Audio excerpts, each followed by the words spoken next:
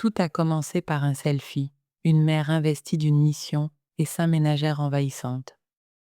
Le selfie était celui d'un homme que je n'avais jamais rencontré.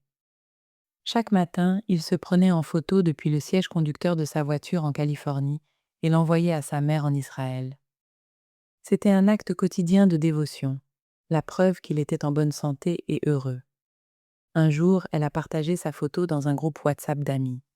De là, elle est passée par une série de tantes enthousiastes, avant d'atterrir dans ma boîte de réception à San Francisco, grâce à Ma, mère de cœur, une amie de longue date de la famille, qui ne manque jamais une occasion de jouer les entremetteuses.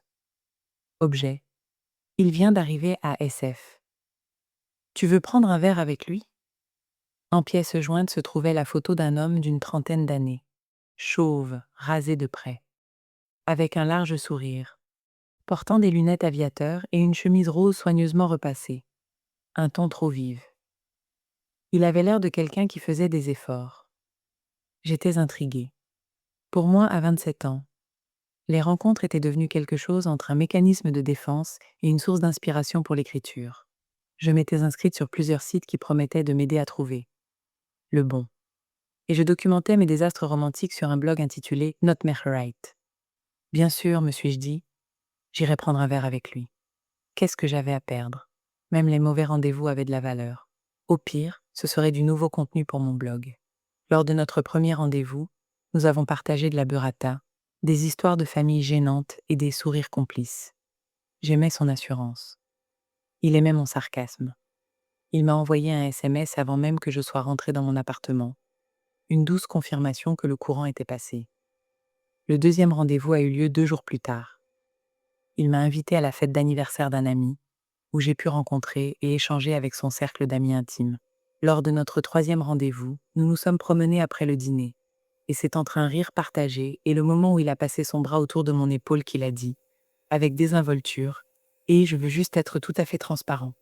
Mon visa expire en février, et je vais devoir quitter le pays. Je me suis arrêtée. » Genre, partir et ne pas revenir.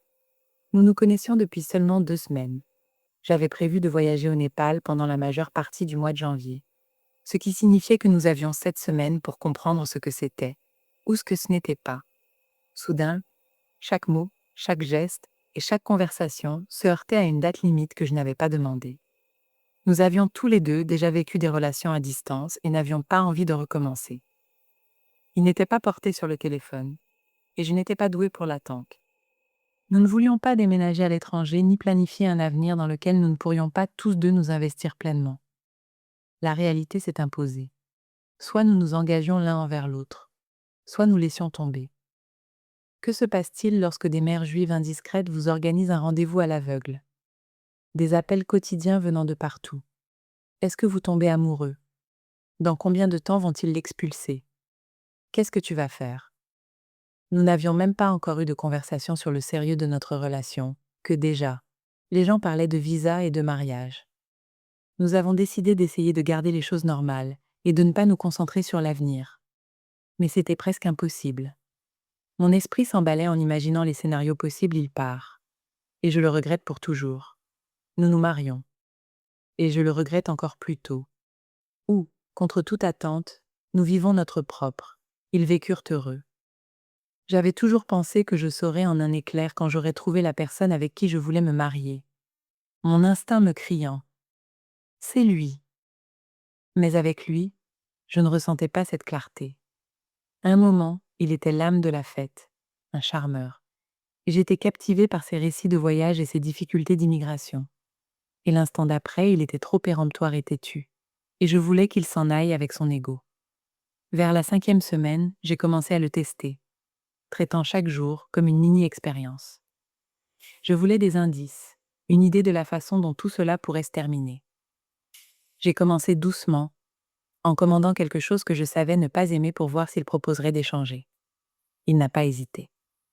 Je l'ai traîné faire les magasins, alors que c'est l'activité que je déteste le plus au monde. Et il n'a pas bronché, poussant simplement le chariot et me tendant des collations, comme s'il guidait un tout petit en pleine crise de nerfs. J'ai poussé plus loin, conduisant mal pour voir combien de commentaires il ferait.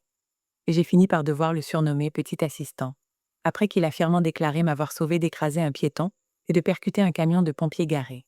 Je poussais, cherchant des signes, essayant de comprendre qui il était, comment il gérait le stress, comment il me gérait, moi. À la 6e semaine, j'avais l'impression de perdre pied. J'ai fait des listes de pour et de contre, j'ai discuté de mes choix avec tous ceux que je connaissais, et j'ai reçu un mélange de conseils qui n'a fait qu'ajouter à la confusion. Je m'imaginais 20 ans plus tard en train de raconter cette histoire, sans savoir si elle était romantique ou irréfléchie. Par le passé, j'étais tombée amoureuse rapidement, confondant intensité et compatibilité. Mais cette fois-ci, j'étais consciente de chaque étape. Je voulais des données. Je voulais des signes. À la place, j'ai eu des questions: pouvais-je lui faire confiance? Pouvais-je me faire confiance? Et si tout cela n'était qu'un stratagème pour une carte verte? Et si j'étais naïve? Nous n'avions pas discuté du mariage comme solution à son statut légal. Et je n'avais jamais imaginé recevoir une demande en mariage dictée par une échéance gouvernementale. Mais le tic-tac de l'horloge était impossible à ignorer et devenait de plus en plus fort. Je me disais: tu n'es obligé de rien. Mais aussi, le temps presse. Pourtant, je l'aimais plus que bien. Quand nous nous disputions, c'était bref. Quand nous étions en désaccord, il écoutait. Et plus je voyais chez lui des traits que j'admirais, moins je prêtais attention à ceux qui m'agaçaient. Au lieu de me concentrer sur sa tendance à souligner les défauts des gens, j'ai choisi de voir tout ce qu'il faisait pour ceux qui l'entouraient. Au lieu d'être agacée par le fait qu'il ne prévoyait jamais ce que nous allions faire, j'appréciais son enthousiasme pour tous les projets que je proposais. Nous nous intégrions confortablement et presque parfaitement dans la vie de l'autre. Vers la fin de notre 8e semaine, après un week-end romantique à Monterrey, nous sommes retournés dans le petit appartement que je partageais avec 4 colocataires. Il a fouillé dans son sac et en a sorti une petite boîte. C'est une bague de promesses, a-t-il dit avec un sourire. C'est comme ça que les Américains l'appellent, non? J'ai ri. Une promesse de quoi? Il a souri. D'accord, mais sérieusement, je pense qu'elle va te plaire. Et elle m'a plu. J'ai dit oui. Pas parce que j'étais sûre, mais parce que j'avais plus confiance en lui qu'en ma peur. Et parce que le temps était écoulé. 9 semaines après ce premier rendez-vous, nous nous sommes présentés devant l'officier d'état civil à l'hôtel de ville et avons officialisé les choses. Après avoir signé, il a dit à l'employé: alors, est-ce que j'ai un droit de rétractation de 30 jours sur ce contrat si ça ne marche pas? J'ai ri tout en grimaçant, réalisant que je m'étais engagée à subir un embarras sans fin à cause de ces blagues ringardes, tout en sachant que j'allais rire tout le long. Le stress d'avoir une date limite pour l'amour a fait de ces semaines les plus épuisantes, mais aussi les plus gratifiantes. Elles ont mis à nu le bon, le mauvais, les peurs que je pensais avoir dépassées. Mais la pression, s'avère-t-il, peut aussi être clarificatrice. J'ai été forcée de confronter des peurs de longue date. La peur du jugement des amis et de la famille, la peur de me précipiter dans quelque chose, pour penser de vieilles blessures, la peur de choisir quelqu'un par insécurité profonde de finir seule.